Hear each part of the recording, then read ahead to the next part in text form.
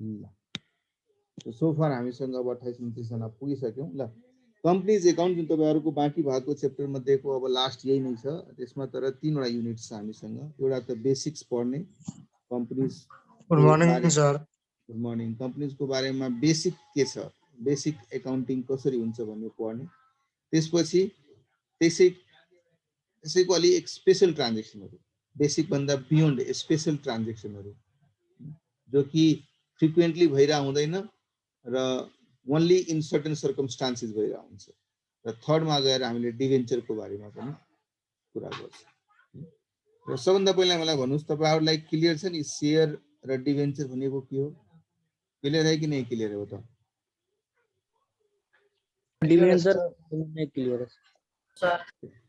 हां डिभेन्चर के बारेमा क्लियर छ भन्नु भएको छ कि क्लियर छैन भनिरहनु भएको छ? छैन सर क्लियर छ सर। 30% clear, 40% clear.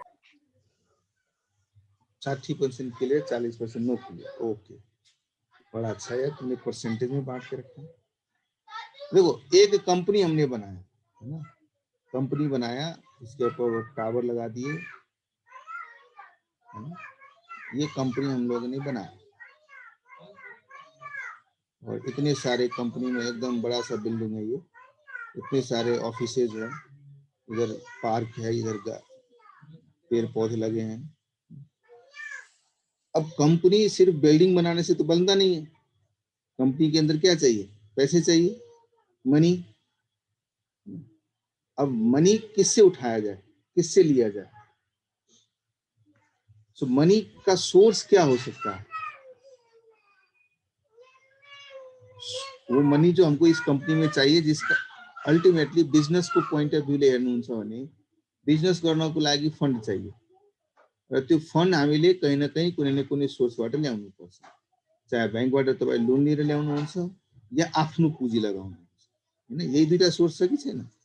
है, आफ्नो पुँजी लगाउँदाखेरि एक जना व्यक्ति, दुई जना व्यक्ति, 5 जना व्यक्ति, 7 जना व्यक्ति, जति तपाईलाई क्लोजली थाहा छ तिनीहरु जसले यो बिजनेस गर्नको लागि कन्सेन्ट दिएको छ, तिनीहरु मिलेर तिनीहरुले आफ्नो पैसा एकुमुलेट गर्छ र यो बिजनेसमा हाल्छ। त्यो यो बिजनेसमा पैसा हाल्दाखेरि डे 1 देखि नै उलाई थाहा छ यो बिजनेसको रिस्क म बियर गर्छु। मतलब मैले पुँजी लगाएँ, लगाएको पुँजीबाट म बिजनेस गर्छु र बिजनेसबाट हुने प्रॉफिट लस र बिजनेसको जति रिस्क छ हामी सबैजना बियर गर्छौं भन्ने इन्टेन्सनले यी 7 जनाले 10 जनाले पैसा यसमा लगायो, फन्ड दियो है। त्यस्तो फन्डलाई हामीले क्यापिटल भन्छौं। तपाईले प्रोप्राइटर र पार्टनरशिपको केसमा अलरेडी बुझिसक्नु भएको छ कि बिजनेस गर्दाखेरि कहीं न कहीं ओनरले केही न केही फन्ड चाहिँ आफ्नो बिजनेसमा लगाउनु पर्ने हुन्छ है। त्यसपछि बिजनेसलाई एडिशनल पैसा चाहियो, अरु पैसा चाहियो। अब ओनरहरुले आफ्नो पैसा लगाउन चाहिरहेको छैन, अनि के गर्छ? बैंकमा गएर लोन लिन्छ र बैंकसँग लोन लिन्छ। त्यो फन्डबाट पनि कहीं न कहीं बिजनेस नै भइरहेछ। बिजनेसमा दुई तरिकाको काम हुन्छ। एउटा फिक्स्ड नेचरको इन्भेस्टमेन्ट हुन्छ, फिक्स्ड इन्भेस्टमेन्ट्स हैन, जसमा फिक्स एसेट्स किन्ने, त्यसमा बिल्डिङ किन्ने, ल्यान्ड किन्ने, बिल्डिङ बनाउने, फ्याक्ट्री लगाउने, यी सब कामहरु हुन्छ भने अर्को वर्किङ क्यापिटललाई ट्रेड बिजनेस अब के छ? म्यानुफ्याक्चरिङ नेचरको बिजनेस फ्याक्ट्री छ भने म्यानुफ्याक्चरिङ गर्नको लागि मटेरियलहरु चाहियो, त्यसको किन्ने, त्यो मटेरियललाई किनिसकेपछि प्रोसेस गर्नको लागि वर्करहरुलाई पेमेन्ट गर्ने, त्यसपछि पेमेन्ट भइसकेपछि सामान तयार हुन्छ अनि गएर बिक्री हुन्छ। बिक्री भएपछि फेरि पैसा आउँछ, फेरि त्यही पैसाबाट सामान किनिन्छ। त्यो भनेको कहीं न कहीं रोटेशनली युज हुने फन्डहरु। सो मैले सुरुमा जब पुँजी लगाउँछु त्यो पुँजी दुईटा पर्पसको लागि लगाउँछु हैन, दुईटा पर्पसको लागि पुँजी लगाउँछु। एउटा यो फिक्स नेचरको इन्भेस्टमेन्टहरु गर्नको लागि चाहियो, फ्याक्ट्री सेटअप गर्नको लागि पैसा चाहियो भने अर्को वर्किङ क्यापिटलको लागि चाहियो। नर्मली जब कुनै बिजनेस यसरी बिजनेसको प्लानिङ गरिन्छ भने प्लानिङ गर्ने बेलामा आइडेन्टिफाई गरिन्छ, सर्टेन गरिन्छ कि कति पैसा हामीलाई यो नेचरको लागि चाहियो र कति पैसा वर्किङ क्यापिटलको लागि। त्यो पैसा कहाँबाट ल्याउने? ओनरले कति पैसा लगाउने र ओनरहरुले नलगाएको पैसा कहीं बैंकबाट ल्याउने है। यसरी गरेर कहीं न कहीं बिजनेसको सुरुवात हुन्छ। तपाईले पार्टनरशिपको केसमा यही कुरा सिक्नु भएको छ। कम्पनीको केसमा कम्पनीज एक्ट अन्तर्गत रहेर कहीं न कहीं कम्पनीज एक्ट 2013 इन्डियाको केसमा जुन तपाईहरुले पढिरहनु भएको छ, कम्पनीज एक्ट 2013 को केसमा कम्पनीजमा रेजिस्ट्रेसन गराएर यदि कुनै संस्था तयार हुन्छ, इस्टाब्लिश हुन्छ भने त्यो संस्थाभित्र जन ओनरले पैसा इन्ट्रोड्युस गरेको हुन्छ, त्यसलाई हामीले ओनरको संज्ञा दिन्छौँ। जसरी एउटा प्रोप्राइटरशिप फर्म थियो, त्यसमा एउटा प्रोप्राइटरले कहीँ न कहीँ पैसा लगायो यो बिजनेसमा। पार्टनरशिप फर्म थियो, त्यसमा 2-3 जना पार्टनरहरू मिलेर त्यसमा पैसा लगाएर बिजनेस अन गर्यो।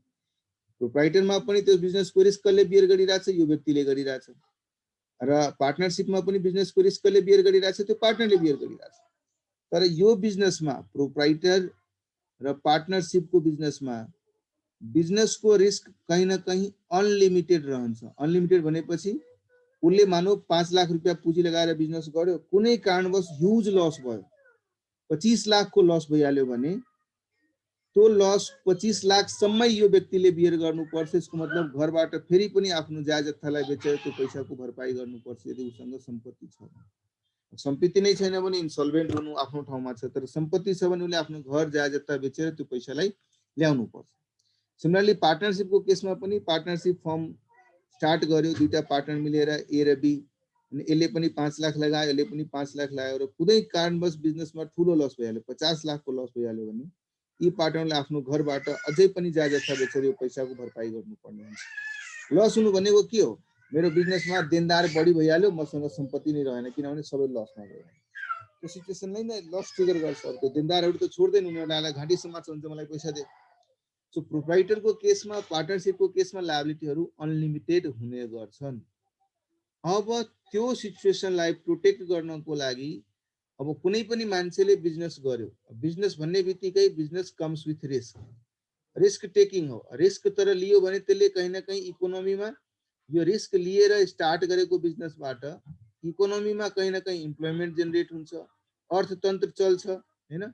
सरकारहरू, त्यो देशको सरकारहरूले यदि कुनै इन्डिभिजुअल व्यक्ति या ग्रुप अफ व्यक्ति मिलेर यसरी रिस्क लिने गरिरहेछ र रिस्क लिसकेपछि उसले कहीँ न कहीँ सरकारको समस्या, इकोनोमी अपलिफ्ट गर्ने, सरकारलाई कर बुझाउने, सरकारको करको बेसिसमा जति पनि डेभलपमेन्टल एक्टिभिटी छ त्यो हुने, रोजगारको सृजना गर्ने, यो सबै काम कहीँ न कहीँ यो बिजनेस फ्रेटर्निटीले गरिदिरहेछ। र बिजनेस फ्रेटर्निटीले यो सबै योगदान दियो, तर रिस्क भएको बेलामा पुरै पूर्ण रूपले लस यसैले बियर गर्नुपर्ने भन्ने प्रब्लम लाग्दियो भने मान्छे रिस्क लिनबाट अलिअलि पन्छिन थाल्छ। त्यस कारणले गर्दाखेरि मात्रै इन्डिया नेपालमा होइन, विश्वभरि नै कन्सेप्ट के लिएर ल्यायो कि कुनै मान्छेले रिस्क लिन्छ भने उसको रिस्कलाई लिमिट गरिदिनु। उसले जति पुँजी लगाएको छ त्यो पुँजीसम्म मात्रै उसले अल्टिमेटली लस बियर गर्नुपर्छ। त्योभन्दा बढी लस भइदियो भने त्यो उसले घरबाट फेरि ल्याउनु नपरोस्, अनलेस उसले कुनै फ्रड गरेको छ, अनलेस उनीहरूले कुनै यदि जाति गरेको छैन, कुनै जाति गरेको छ, फ्रड गरेको छ भने त उसलाई समातिन्छ, उसको घरबाट पनि ल्याउनु पर्छ, कम्पेन्सेट गर्नुपर्छ। तर त्यो सब केही गरेको छैन भने उसले जति पुँजी लगायो त्योभन्दा बियोन्ड उसको चाहिँ लस नहोस्, त्यतिसम्म लसलाई लिमिट गरिदिने गरी कन्सेप्ट क्रिएट गरियो। र यो क्रिएसन पछि कहीँ न कहीँ एउटा डिफरेन्ट नेचर अफ बिजनेस अर्गनाइजेसनको सृजना भयो। त्यसको लागि हरेक कन्ट्रीले आफ्नो देशमा कम्पनी भन्ने शब्दको लागि कम्पनीज एक्ट इनेक्टमेन्ट गर्यो। अब इन्डियाको केसमा गर्नुहुन्छ भने कम्पनीज एक्ट 1956 पहिला हुन्थ्यो, त्यो धेरै वर्षसम्म रह्यो, हामीहरू पढ्दाखेरि यही एक्ट थियो। तर 2013 मा गएर सरकारले यो कम्पनीज एक्टलाई क्वास गरेर नयाँ कम्पनीज एक्ट लिएर आयो, जुन तपाईहरुले अहिले पढिरहनु भएको छ है। सो कम्पनीजको थ्रु एउटा नयाँ प्रावधान लिएर आयो कि यदि कसैले बिजनेस गर्न चाहन्छ र आफ्नो बिजनेसलाई एउटा कम्पनीको रूपमा दर्ता गराउँछ भने त्यो केसमा उसले लगाएको पुँजी चाहिँ उसको लागि उसको रिस्कको म्याक्सिमम क्यापिङ त्यही हो, त्योभन्दा बियोन्ड जाँदैन, उसको लायबिलिटी लिमिटेड हुन्छ। त्यसले गर्दा कम्पनीजहरूको नाम सुन्दाखेरि तपाईँ सुन्नुहुन्छ होला, कम्पनीजको पछाडि लास्टमा लिमिटेड वर्ड लेखेको, जति पनि कम्पनीको नाम सुन्नुहोस् तपाईँ सबैको लास्टमा लिमिटेड वर्ड लागेको। अब यो कम्पनी पब्लिक कम्पनी हुन सक्छ, प्राइभेट कम्पनी हुन सक्छ। पब्लिक भनेपछि नम्बर अफ सेयर होल्डिङको प्याटर्नबाट डिसाइड गरिन्छ र यदि उसलाई दर्ता गर्दाखेरि पब्लिक लिमिटेडको रूपमा दर्ता गर्ने कि प्राइभेट लिमिटेडको रूपमा दर्ता गर्ने, त्यो क्राइटेरियाहरू बेसिसमा त्यो कम्पनीको दर्ता हुन्छ। अब यो बेसिक कुराहरु तपाईले अहिले पनि बुक्समा दिएको होला, पढ्नु होला। बाँकी कम्पनीसँग सम्बन्धित कहीं न कहीं बिजनेस ल पढ्ने बेलामा डिफरेन्ट नेचर अफ बिजनेसको बारेमा ज्ञान लिने बेलामा पनि गर्नुहुन्छ र अझै डिटेलमा नेक्स्ट इन्टरमा लिएर गएपछि पनि पढ्नुहुन्छ है। म मात्रै अब एकाउन्टिङ साइडबाट अहिले बेसिक बुझाइसकेपछि एकाउन्टिङ साइडबाट म तपाईलाई बुझाउन खोजिरहेको छु। अब यही कहीं न कहीं प्रोप्राइटरको हुँदाखेरि, पार्टनरको हुँदाखेरि यो ओनरले लगाएको पैसालाई हामीले क्यापिटल भन्थ्यो भने कम्पनीको केसमा यही चीज कम्पनीको केसमा ओनर भनेको कुन हो? जुन जसले कम्पनी स्थापना गर्यो र कम्पनी स्थापना गर्दाखेरि आफ्नो पुँजी लगायो यो कम्पनीमा, कम्पनीको बिजनेसको रिक्वायरमेन्टको लागि। ती व्यक्तिहरूले पैसा लगाउँदाखेरि कहीं न कहीं बाँडफाँड गर्छ।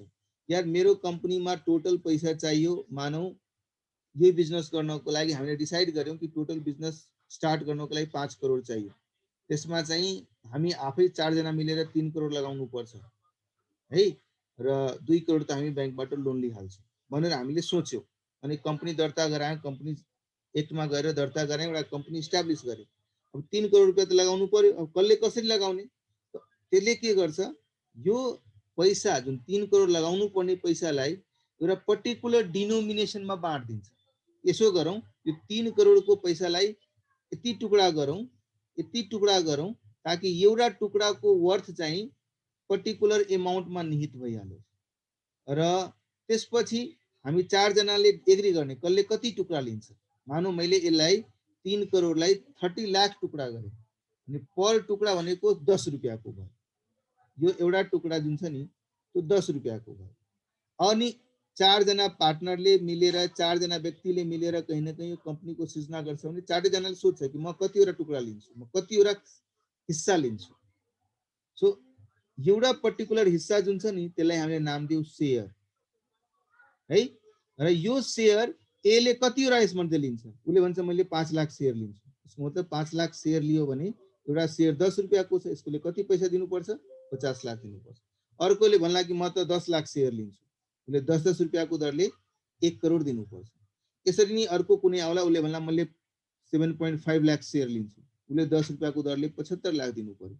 कोही होला चौथोले जसले भन्ला म 2.5 लाख शेयर लिन्छु, 10 रुपैयाँको दरले 25 लाख दिनु। यसरी गरेर कहीं न कहीं 3 करोड रुपैयाँ जम्मा हुन सक्छ। सो एउटा इन्डिभिजुअल कम्पोनेन्टलाई हामीले शेयर भन्यौं। अब हरेक व्यक्तिले कति कतिवटा शेयर ले, यसले भन्ला कि म यहाँदेखि यहाँसम्म सबै शेयर म लिन्छु, यो पोर्सनको जति पनि शेयर छ म लिन्छु। त कतिवटा नम्बर अफ किता बन्छ त्यो किता उले लिनुपर्छ, हिस्सा जति बन्छ त्यति लिनुपर्छ है।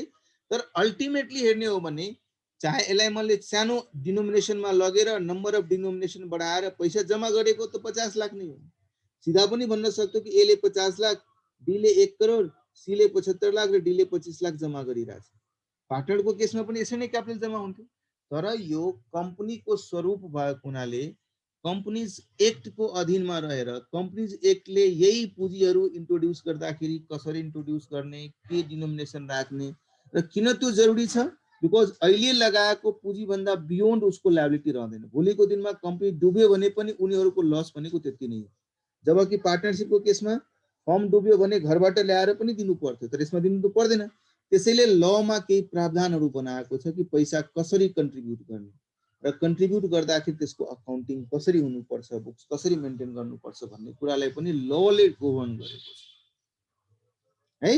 सो यसरी जम्मा गरेको पुँजीलाई हामीले शेयर र शेयरको थ्रु आएको पैसालाई शेयर क्यापिटलको रूपमा रिकग्नाइज गर्छौं है। बुझ्नुभयो? र सिमिलरली बैंकबाट मैले लोन लिए। अब कहीं न कहीं यदि तपाई हेर्नुहुन्छ भने जनरल पब्लिक छ र आजकल त नेपालमा पनि एकदम बाढी आएको छ आईपीओहरूको है। जनरल पब्लिक एकातिर छ, इधर पब्लिक सब है और पब्लिक तो सब जानती है, ये पब्लिक है ये सब जानती है। सुनने से सही गाना है? ये सारे पब्लिक लोग हैं, ऐसा ही पब्लिक मान के चलो ना, चेहरा अच्छा नहीं तो क्या करें, ये सब पब्लिक लोग हैं। और इधर एक कंपनी है। अब कंपनी को बहुत सारे पैसे चाहिए, ए, बी और सी और डी 4 लोग मिलके एक कंपनी स्टार्ट तो कर दिया, लेकिन 4 लोग ही कंपनी को जितना पैसा चाहिए सभी पैसा ये 4 लोग नहीं दे सकता। इतने पैसे जितने चाहिए कंपनी को यही 4 लोग से नहीं आ सकता। 4 लोग के पैसे इतने नहीं है जो कि पूरे कंपनी की जरूरत को पूरा करे। ये क्या करता है, बाहर अप्रोच करता है जनरल पब्लिक को। जनरल पब्लिक को बोलता है, a general public, Tum V company का मालिक बनना चाहते हो? आवाज आता वहां से, हाँ बिल्कुल बनना चाहते हैं।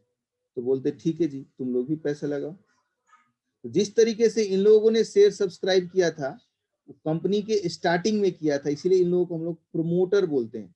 जिसने कंपनी को प्रमोट किया, फाउंडर बोलते हैं, राइट, जिसने कंपनी को जन्म दिया। लेकिन इन्होंने जितने पैसे लगाए उतने ही पैसे से कंपनी नहीं चलने वाला। तो क्या करता है, कंपनी आईपीओ लेके आता है, इनिशियल पब्लिक ऑफर लेके आता है। इसमें पब्लिक को बोलता है तुम इस कंपनी में पैसा लगाओ, बताओ तुम कितने शेयर लोगे। कोई 100 शेयर के लिए पैसा लगाता है। अब एक शेयर का 10 रुपया दाम हो सकता है, एक शेयर का 100 रुपया कर दे।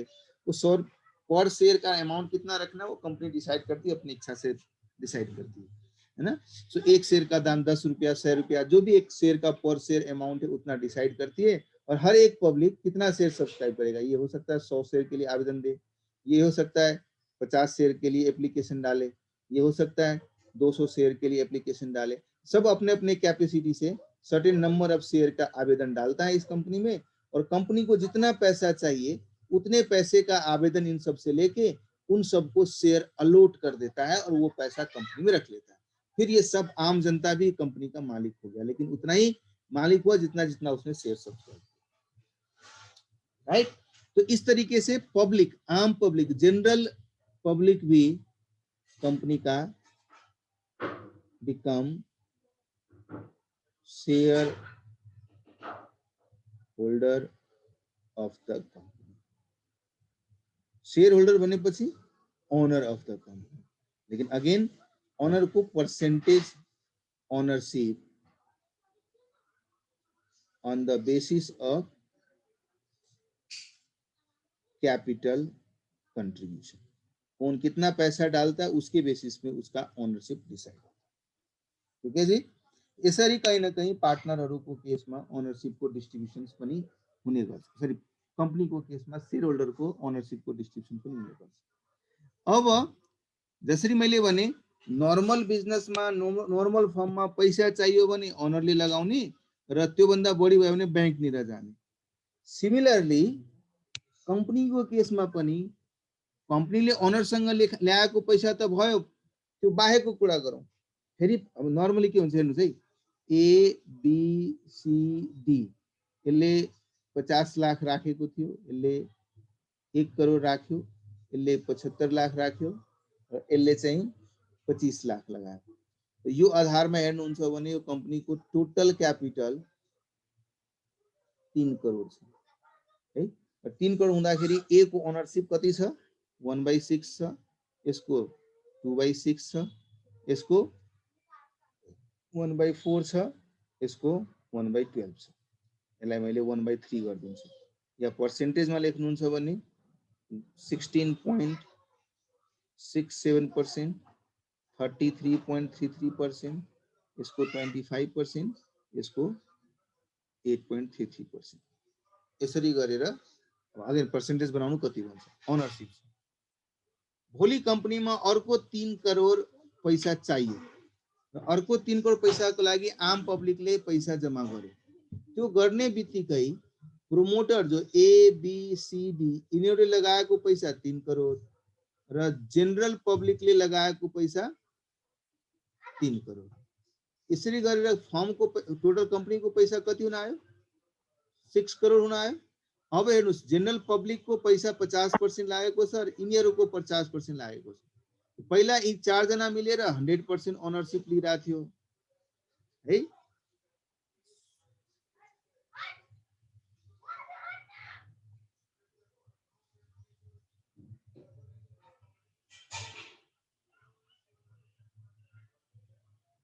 जबकि जनरल पब्लिकले पैसा लगाइसकेपछि इन 4 जनाको कम्बाइन्ड ओनरशिप अब कति भइहाल्यो, 50% भइहाल्यो। यिनीहरूको ओनरशिप त डाइल्युट भयो नि, कम भयो नि। हैन।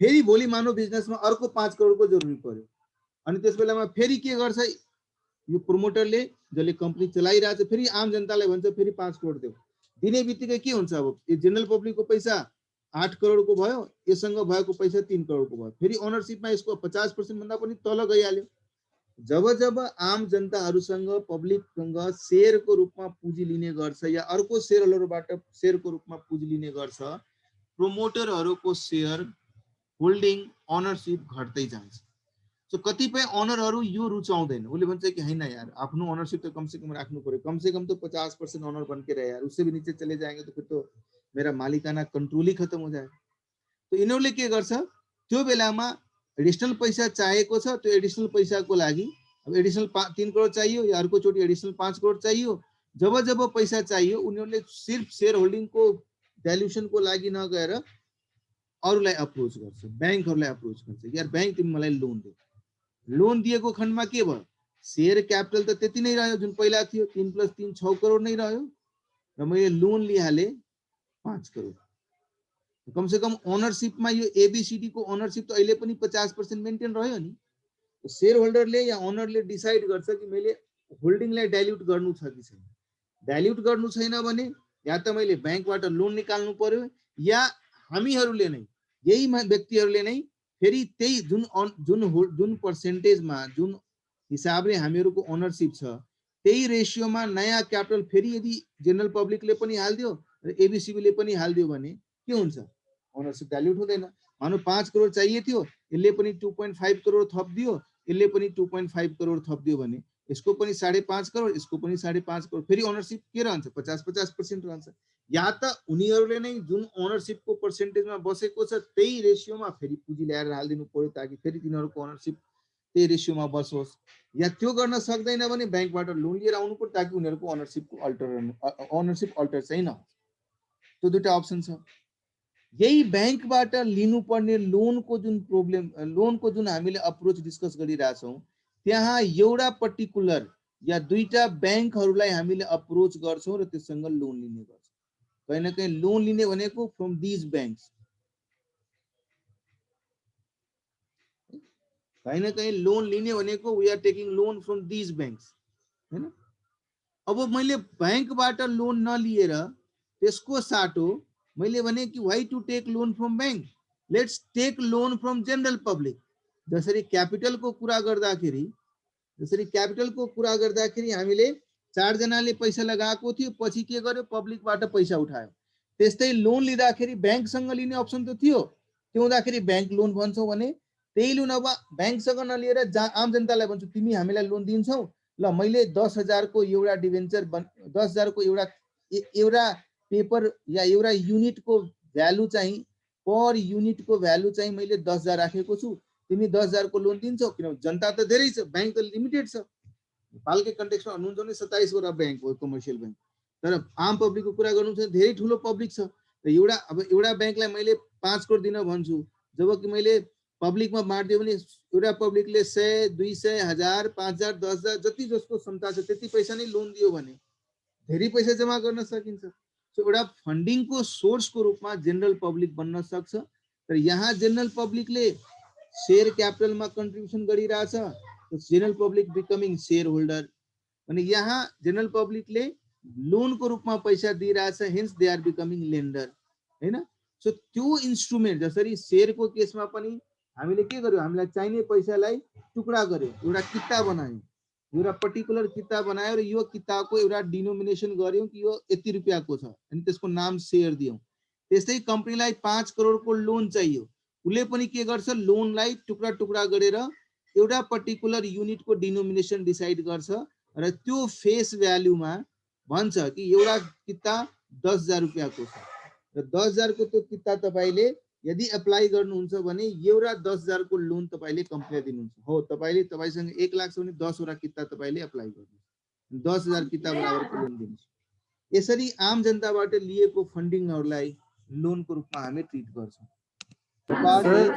हजुर फेरि त्यो पार भ्यालुमा किन भन्छ सर पार भ्यालुलाई 100 बाद में आएंगे पार प्रीमियम दुनिया दीवाना बाद में आएंगे अभी पहले समझो वो चीज होता क्या है पहले ये समझ लेते उसके बाद हम लोग बाकी जो आप बता रहे हो ना उस चीज को बाद में रिलेट करेंगे, ठीक है ना?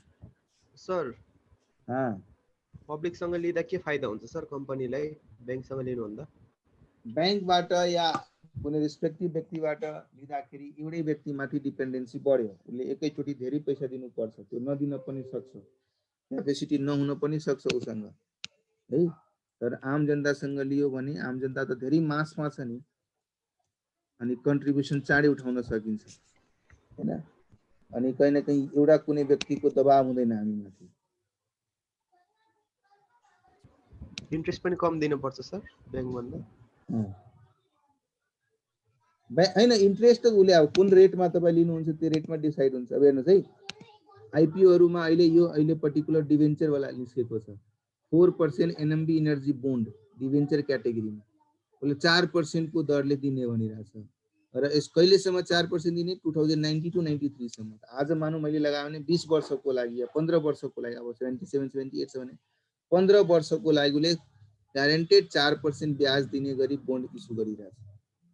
यहाँ हेर्नुहोस् के लेखेको छ, पर युनिट कति छ? 1000 रुपियाँ, और मिनिमम कतिवटा अप्लाई गर्नुपर्छ? 25 अप्लाई गर्नुपर्छ। सो 25,000 भन्दा कम अप्लाई गरेर उसले डिभेन्चरमा अप्लाई गर्न सक्दैन। अब अहिले नयाँ कुनै आइपिओ रहेनछ, नत्र भए म तपाईहरुलाई त्यो पनि तपाईको देखाउनु। पोर्टफोलियो देखाउनु न सर। सर पोर्टफोलियो देखाउनु न। पोर्टफोलियो क्या करना है पोर्टफोलियो देख के भाई? गलत बात करते हो तुम। नहीं है मेरा देखे पोर्टफोलियो। देखाउनु न कितना सर। करोड़ जमा हुआ है। ये देखो, शेयर के केस में क्या था, पर यूनिट शेयर का 100 रुपया था और मिनिमम 10 शेयर अप्लाई करना था।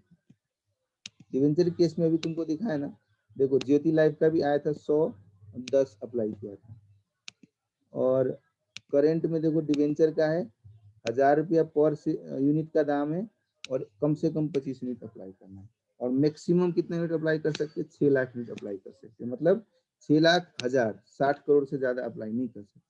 इस तरीके से क्या करती है, जब कंपनी को पैसे चाहिए तो वो आम जनता से, आम पब्लिक से बोलती है कि तुम अप्लाई करो, जो चीज हम बैंक से लेते हैं और बैंक को ब्याज देते हैं वही चीज हम तुमको देंगे।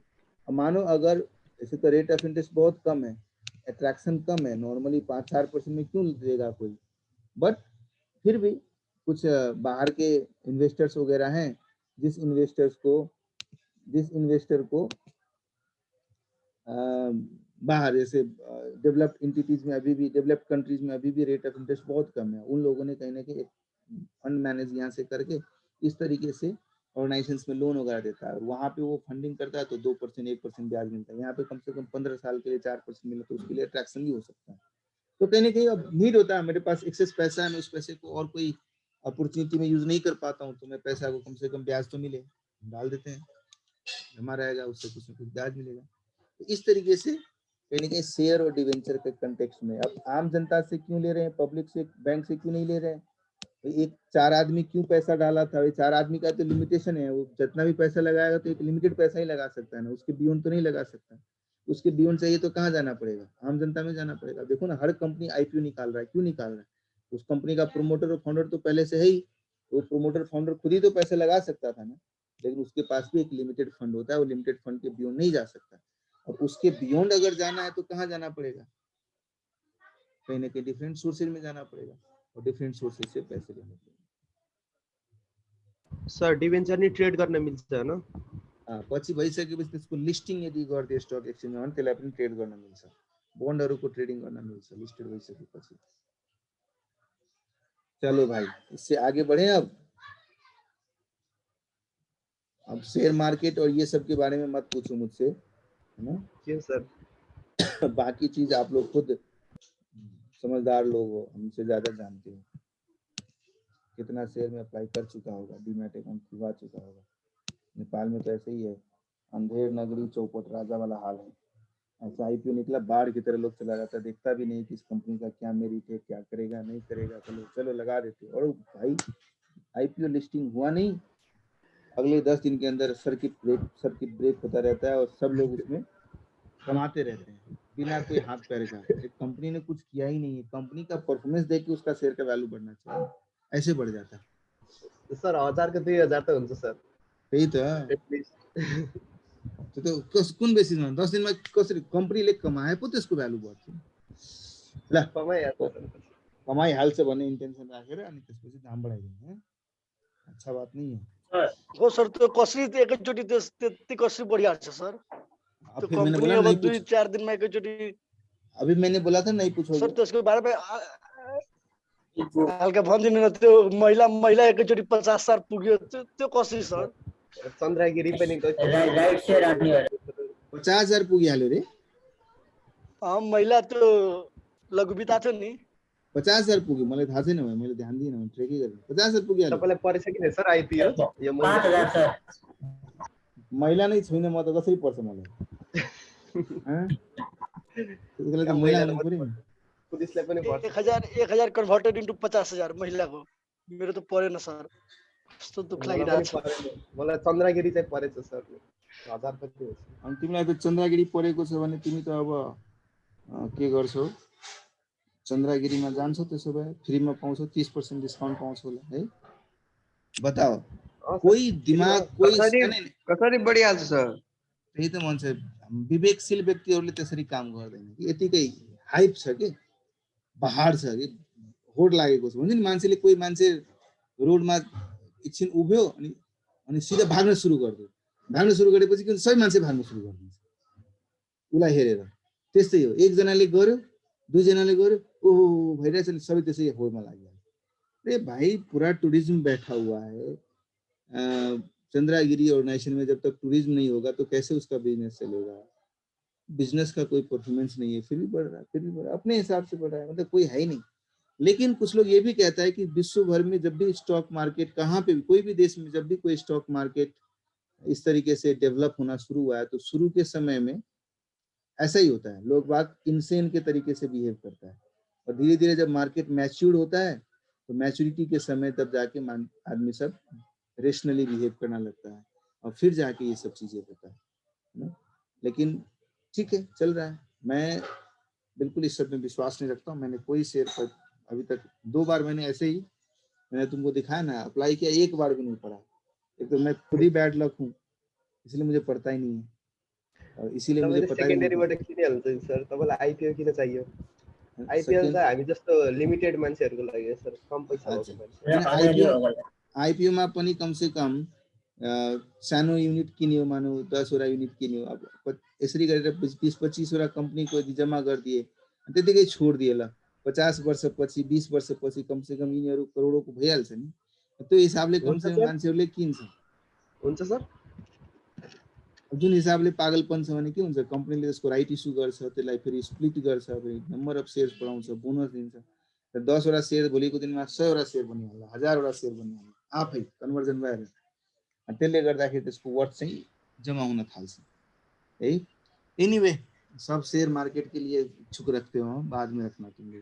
भनेपछि लङ टर्म इन्भेस्टमेन्ट गर्न पर्यो हैन सर? आइपिओ पनि यो आइपिओहरु गरेर लङ टर्मसम्म राख्यो भने अब 1000 रुपैयाँ त लाग्छ। कोहीले सर यो 10 किता पनि के लङ टर्मको लागि इन्भेस्ट गर्ने, बरु बेच्दै किन्दै गर भनेर भन्छन् के हो सर? त्यो पैसाको खाँचो छ भने त्यही गर्ने, त्यसलाई 1000 रुपैयाँ राख्नु छ भने। अरे भाई 100 कंपनी में 1000 रुपया लगाओगे, वो भी एक ही साथ नहीं लगाना है। कोई इस महीने लगाओगे, फिर दूसरे महीने 1 लाख रुपया तुम्हारा पता नहीं अगले 10 साल में जाके जमा होगा या 5 साल में जमा होगा। अब उसको भी क्या बेचना है, उसको रहने दो ना यार, तपाईको त सेकेन्डरी शेयर पनि होला नि सर? अब मैले सेकेन्डरी में किनेको थिएँ, बेची पनि राखेन, थोड़ी किने थे, थोड़ी थियो, बेच दिए। टेस्ट गर्नलाई किने थिएँ कसरी मार्केट काम गर्छ, बेच दिया। सर यो प्राइमरीबाट सेकेन्डरी कसरी हुन्छ सर? अरे भाई जब आज तो हमसे शेयर मार्केट ही सीखोगे, इधर कंपनी है, इधर आम जनता है, जनरल पब्लिक है। सो जब first time company share issue करती है और अलॉट करती है आम जनता को, जैसे आईपीओ वगैरह में देखते हो ना, या एफपीओ आता है, या डिवेंचर का करो या शेयर का करो, ये ट्रांजैक्शंस आम जनता, मानो तुम अप्लाई किए हो तो तुम्हारे, मानो ए ने अप्लाई किया कंपनी में, तो ए और कंपनी के बीच में ट्रांजैक्शन हुआ और कंपनी ने ए को शेयर अलॉट किया, तो इस तरह के ट्रांजैक्शन को हम लोग प्राइमरी ट्रांजैक्शंस बोलते हैं। लेकिन जब अलॉट हो जाने के बाद यही शेयर क्या होता है, स्टॉक एक्सचेंज में जाके लिस्ट हो जाता है। लिस्ट होते ही ये क्या हो गया, ट्रांसफरेबल नेचर का हो गया। अब ए क्या करेगा, इसी चीज को पैसे की खांचो होगा तो बी को बेच सकता है, बी फिर क्या करेगा, सी को बेच सकता है। ये सब ट्रांजेक्शन में कंपनी इन्वॉल्व तो नहीं हो रहा है ना, इसीलिए इस तरह के ट्रांजेक्शन को सेकेंडरी ट्रांजेक्शन बोलते हैं। जहां डायरेक्ट कंपनी के साथ ट्रांजेक्शन हो रहा है दैट इज प्राइमरी ट्रांजेक्शन। ये ट्रांजेक्शन में क्या हो रहा है, ए के जेब से बी के जेब में, बी के जेब से सी में जा रहा है। कंपनी के पास न पैसा आ रहा है न कंपनी किसी को पैसा देना पड़ रहा है। ये आपस में ए बी सी के बीच में हो रहा है, बस इसकी टोपी उसके सर, ये वाला बात हो रहा है यहाँ पे। सर हाँ नेपालमा त एउटा मात्रै स्टक एक्सचेन्ज छ होइन, तर इन्डियामा धेरै छ। अनि एउटा स्टक एक्सचेन्जमा लिस्ट भएको कम्पनी अर्को स्टक एक्सचेन्जमा हुन्छ कि नै सर? नर्मली कुनै पनि सेयर चाहिँ कुन कुन स्टक एक्सचेन्जमा लिस्ट गराउने त्यो कम्पनीले निर्धारण गर्छ। मल्टिपल स्टक एक्सचेन्जमा गए पनि लिस्ट गराउन सक्छ है, तर उसले जुन प्रोस्पेक्टस इस्यु गर्छ आम जनतालाई कि म यो सेयर इस्यु गरिरहेको छु, तपाईँहरू पैसा लगाउनुहोस्, भोलिको दिनमा यो सेयर यो स्टक एक्सचेन्जमा लिस्टेड हुन्छ, अनि त्यो स्टक एक्सचेन्जमा गएर उसले त्यसमा त कारोबार गर्छ। अनि त्यही स्टक एक्सचेन्ज बीच मात्रै ट्रेड हुन्छ कि अरू ट्रेड अरूसँग ट्रेड गर्न मिल्छ? अरे ऐसा होता है ना, जब स्टॉक एक्सचेंज की बात करते हैं तो स्टॉक एक्सचेंज का ब्रोकर होगा, है ना, स्टॉक एक्सचेंज का मेंबर जो होगा वो ब्रोकर होगा। तो एक ब्रोकर जो है वो एक पर्टिकुलर स्टॉक एक्सचेंज का, मानो बीएससी का स्टॉक एक्सचेंज का ब्रोकर है। अब इस ब्रोकर के अंदर रह के मैं अपना डीमैट अकाउंट खुलाता हूँ या स्टॉक ट्रेडिंग अकाउंट खुलाता हूँ, ठीक है, इस ब्रोकर से रिलेट होके मैं ट्रेडिंग अकाउंट खोलता हूँ। तो मेरा अगर शेयर का परचेज सेल होगा तो मैं जिस ब्रोकर के थ्रू किया हूँ वो ब्रोकर किस स्टॉक एक्सचेंज का मेंबर है उसी में जाके मैं ट्रेड कर पाऊंगा। दूसरा कोई ब्रोकर है वो एनएससी से का मेंबर है, तो उसका अगर मैं खाता उससे एसोसिएट होके मैं ट्रेडिंग अकाउंट खोलता हूँ तो मैं यहाँ पे खोलूंगा। अब कंपनी क्या करती है, यहाँ पे भी अवेलेबल होती है, यहाँ पे भी अवेलेबल होती है, तो पछि गर्नु यो सब कुरा है। मैले पनि साँच्चीकै भन्छु, म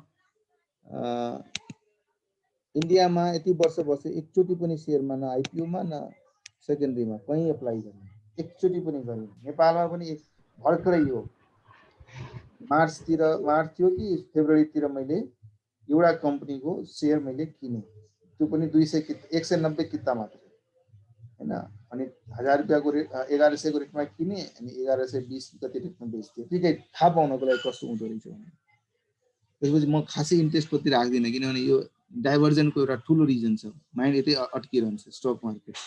हामीलाई बाँकी धेरै रेस्पोन्सिबिलिटी र प्राइमरी रेस्पोन्सिबिलिटीहरू छ, त्यस कारणले गर्दाखेरि दिमागलाई डाइभर्ट नहोस् भनेर रोकिरहेको छु म। हो फ्री माइन्डेड छ, मसँग समय बढी छ, मसँग पैसा बढी छ भने राम्रो अर्निङको सोर्स हुन सक्छ यदि एकदम एनालिटिक भएर मान्छेले गर्यो है।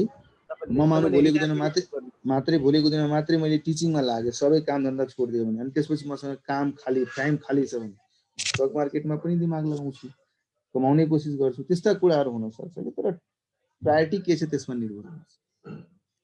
ठीक है जी, आगे बढ़ा जाए। अब ल अब मैले तपाईलाई त्यही कम हजुर डिभेन्चरले सेल गर्नबाट मिल्छ कि मिल्दैन? आवाज आएन क्लियर यार, तिमी कसलाई भनिरहेको छौ? हजुरलाई डिभेन्चरले सेल गर्नबाट मिल्छ कि मिल्दैन? नहीं समझ में आया, डिवेंचरलाई कन्भर्ट गर्न मिल्छ कि सेलमा कन्भर्ट गर्न मिल्छ कि मिल्दैन? केमा कन्भर्ट गर्न मिल्छ कि मिल्दैन? डिभेन्चरले सेयरमा। अब ये पढ़ लो, एक चैप्टर है ना डिवेंचर का, मैंने बोला था ना बताएंगे उस चैप्टर में। हाँ, अब डिवेंचर इशू करते समय आम जनता से पैसा लेते समय उसको क्या बोल के पैसा लिए हो? उसको तुमने बोला है कि जब बाद में तुमको हम इसके बदले में सुमन झा, तुमको मजे करने हैं क्या? ये इनोटेशन वगैरह कर रहे हो तुम?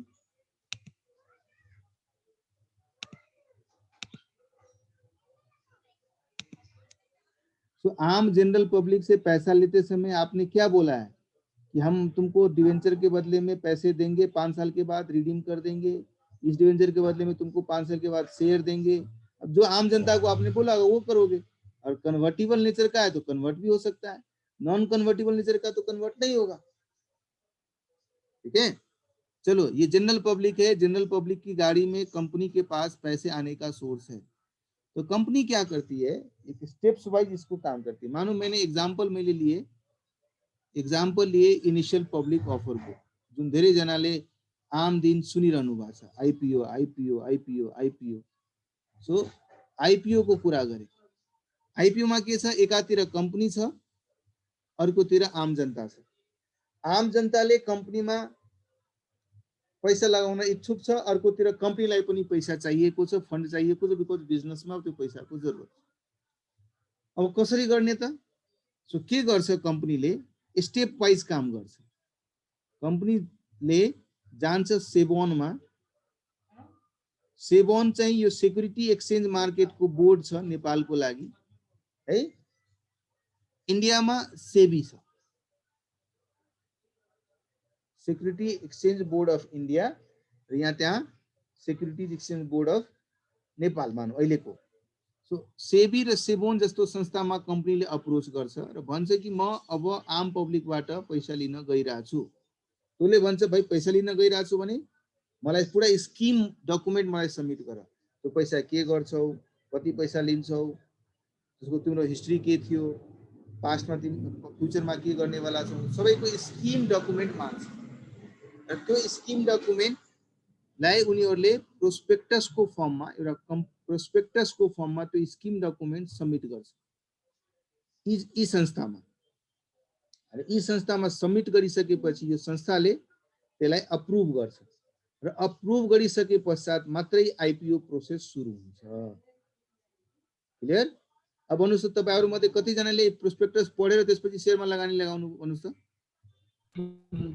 पढ़ाए शेयर, हैं? पढ़ाए प्रोस्पेक्टस, बिना पढ़े लगा दिया होगा ना? कभी नहीं सर, कभी नहीं। यही तो अंधेर नगरी चोर राजा बोलते हैं। इसीलिए प्रोस्पेक्टस पढ़ोगे तब ना पता चलेगा इस प्रोस्पेक्टस में ये कंपनी जो पैसा हमसे ले रही है क्या करने वाली है, कहाँ लगाने वाली है, क्या इसका ऑब्जेक्टिव है, इसका पास्ट क्या रहा है। नेपाल के केस में देख रहे हैं 1000 रुपए लगाओ, कम से कम 5000 तो हो जाएगा, उससे ऊपर जा सकता है लेकिन उससे कम आ ही नहीं रहा है। वो तो है सर, वही सोच है सर, 1000 से कम तो नहीं होगा। लेकिन प्रोस्पेक्टस जो है ना, ये इतना बारीकी अक्षर में लिखा होता है ना, अगर पढ़ने के लिए सोचोगे भी तो नहीं पढ़ पाओगे, दूरबीन लगा के पढ़ना पड़ेगा। जानबूझ के ऐसे लिखा होता है ताकि आदमी पढ़ना भी चाहे तो ना पढ़ पाए, हैं? इसीलिए कंपनी जब प्रोस्पेक्टस लगाती, मैंने तुमको दिखाया ना, कुछ कुछ प्रोस्पेक्टस भी अपलोडेड होता है। वो प्रोस्पेक्टस को जूम कर करके पढ़ो, लेकिन अगर सही में जानना चाहते हो कि कंपनी जो पैसा मंगवा रही है उसका ऑब्जेक्टिव क्या है। अब आईपीओ के प्रोसेस में क्या होगा, नाम ही रखा है इनिशियल पब्लिक ऑफर। अब मुझे बताओ, ऑफर कौन कर रहा है? पब्लिक कर रहा है या कंपनी कर रहा है? ऑफर कौन ऑफर कर रहा है? ऑफर तो बोल दिया, लेकिन ऑफर कौन कर रहे हैं? कंपनी नहीं होगा सर, कंपनी ऑफर कर रहा है, पब्लिक कर रहा है सर। कंपनीले इन्भिटेसन टु अफर गरेको अनि यहाँ पब्लिकले पैसा लगाउँछ अनि कम्पनी एक्सेप्ट गर्छ। फेरि इन्भिटेसन टु अफर, कंपनीले पब्लिकलाई भनिरहेछ, इन्भाइट गरिरहेछ कि आओ भाई तुम लोग ऑफर करो, कितना कितना शेयर लेना चाहते हो। फिर पब्लिक क्या करता है? ऑफर करता है, ऑफर टू सब्सक्राइब। मैं इतना शेयर लूंगा, मैं तुम्हें इतना शेयर लेने के लिए मैं तुमको ऑफर करता हूं, मुझे दो। फिर कंपनी क्या करता है? इसको अलॉट करता है उस ऑफर को। ऑफर ऑफ कोर्स, अगर आप कॉन्ट्रैक्चुअल एक्ट के हिसाब से आप लोग तो पढ़े ही उन कॉन्ट्रैक्ट एक्ट में, कोई आदमी ऑफर करता है, उस ऑफर को एक्सेप्ट करता है, तब जाके कॉन्ट्रैक्चुअल बाइंडिंग क्रिएट होता है। तब जाके अगर कंपनी को लगता है तो अलॉटमेंट करेगा। ये 3 स्टेप में काम होता है। अब कहीं ना कहीं कोई आदमी ऑफर करता है और ऑफर के साथ पैसे भी भेजता होगा, पैसे आएंगे ना उसके पास। जैसे ही ये पैसे आते हैं तो कहीं ना कहीं दिमाग खड़ा हो जाता है अकाउंटेंट का कि पब्लिक ने ऑफर किया सब्सक्राइब करने के लिए, साथ के साथ ये पैसे भी भेज दिए। अब पैसे को तो अकाउंट फॉर करना पड़ा, तो क्या करते हैं? नॉर्मली लॉ में लिखा हुआ है कि इस पैसे को आप सेपरेट बैंक खाता में रखोगे, ऐसे ही आते इस पैसे को यूज नहीं करोगे, और अलॉटमेंट कर देने के बाद ही तब जाके पब्लिक को का उस पैसे को तुम यूज करोगे बिजनेस के लिए। तो पैसा एक सेपरेट अकाउंट में मेंटेन कर देता है, और अलॉटमेंट जैसे कंप्लीट हो जाएगा उसके बाद उस पैसे को बिजनेस के जो ऑब्जेक्टिव के लिए पैसा मंगाए उस ऑब्जेक्टिव में यूज करना शुरू कर देते। अब होता क्या है, मानो एक कंपनी को 500 करोड़ का 500 करोड़ का जरूरत है। उसने सोचा है कि मैं 5 crore share at the rate of ₹100 each का इशू करते हैं। अब क्या होगा, 5 करोड़ शेयर हमने पब्लिक को इनवाइट किया ऑफर करने के लिए। मेरे पास टोटल एप्लीकेशन जितने भी आया है ना, उस एप्लीकेशन में it could be more than 500 crore shares के लिए एप्लीकेशन हो सकता है कि नहीं? हाँ, यस सर। और ये भी हो सकता है 500 करोड़ से नीचे का शेयर के लिए एप्लीकेशन आया। तो 500 करोड़ से ज्यादा के लिए अगर एप्लीकेशन आता है उसको बोलते हैं ओवर सब्सक्रिप्शन। सब्सक्रिप्शन हमने जो बोला था उससे ज्यादा आ गया, हमने जो बोला था उससे कम आया, इसको हम लोग बोलते हैं अंडर सब्सक्रिप्शन। अब समस्या क्या आता है, आप तो 5 करोड़ शेयर ₹100 का ही इशू कर सकते हो, उसी का प्रोस्पेक्टस बनाया था, उसी के लिए आपने अप्रूवल लिया था इन सब संस्था से। तो अगर पब्लिक ने ज्यादा शेयर अप्लाई कर दिया तो इसका मतलब ये नहीं कि आप ज्यादा पैसा रोक लोगे। आप क्या करोगे, इस चीज को लॉटरी के थ्रू लॉट निकाल के या प्रोपोर्शनेट के थ्रू आप आम जनता में एप्लीकेशन आया है और उस एप्लीकेशन में से किसी ने 10, जैसे मानो आपके पास 10 करोड़ एप्लीकेशन आ गया, आपको सिर्फ 5 करोड़ शेयर अलॉट करना था, तो हर एक एप्लीकेशन का 50%, मतलब जिसने 10 शेयर के लिए अप्लाई किया होगा उसको 5 शेयर दे देंगे, जिसने 50 शेयर के लिए अप्लाई किया होगा उसको 25 शेयर दे देंगे। इस तरीके से हम लोग अलॉटमेंट कर देते हैं, या फीफो बेसिस में लगा देंगे, जिसने पहले अप्लाई किया वो फर्स्ट 5 करोड़ वाले को देंगे, उसके बाद वाले को शेयर ही नहीं देंगे। जो भी स्कीम के थ्रू आप अलॉट करोगे वो प्रोस्पेक्टस में भी लिख दोगे कि हम कैसे इसको अलॉट करेंगे। इस तरीके से हम एप्लीकेशन ज्यादा आने वाले सिचुएशन में एक्सेस जो पैसा है वो एक्सेस पैसा वापस भी करना पड़ सकता है। अंडर सब्सक्रिप्शन के केस में क्या है, आपने मांगा था 5 करोड़, मानो 5 करोड़ की जगह पे 3 करोड़ ही एप्लीकेशन आया, तो कंपनीज एक कहता है इसका मतलब पब्लिक आपके आईपीओ से संतुष्ट नहीं है, आपकी कंपनी में पैसा नहीं लगाना चाहता है, तो इस केस में आप इस सब्सक्रिप्शन को, इस पब्लिक इशू को कैंसिल करो। तो कंपनीज एक्ट में एक प्रोविजन डाल दिया कि कम से कम आपने जितना शेयर मंगवाया है उससे मिनिमम इतना शेयर अगर एप्लीकेशन नहीं आता है तो आपका आईपीओ को कैंसिल करना पड़ेगा। तो जैसे 90% तक का मानो, अब हम लोग जो पढ़ते थे 90% था, आप भी देखना नया कंपनी एक्ट में कुछ चेंजेस हुआ होगा तो हम बताएंगे आपको। तो 90% तक अगर मिनिमम सब्सक्रिप्शन नहीं हुआ तो शेयर सक्सेसफुल नहीं होता, अलॉटमेंट सक्सेसफुल नहीं होता, कैंसिल करना पड़ता है आईपीओ को, मतलब सारे पैसे 100% पैसे रिटर्न करना पड़ेगा जिसने अप्लाई किया सब। 90% तक आ गया तो ठीक है, आप 5 करोड़ मांग रहे थे, 4.5 करोड़ आया, चलो ठीक है 4.5 करोड़ का ही शेयर अलॉट कर देते हैं, बाकी शेयर नहीं आया उसके लिए फिर अल्टरनेटिव फंड अरेंजमेंट करेंगे, बैंक से लोन लेंगे, डिवेंचर इशू करेंगे और सोर्सेज पे जाएंगे। तो अंडर सब्सक्रिप्शन के केस में मिनिमम अलॉटमेंट, मिनिमम सब्सक्रिप्शन होना जरूरी है, तभी ये सक्सेसफुल होता है, अगर नहीं है तो कैंसिल करना पड़ता है।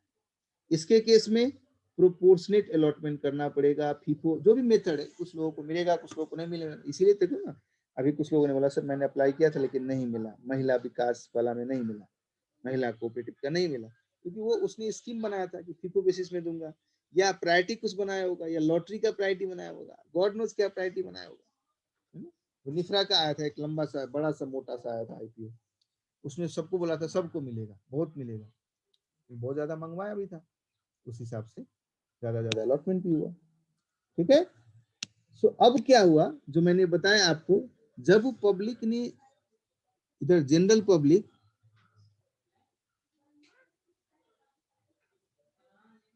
जब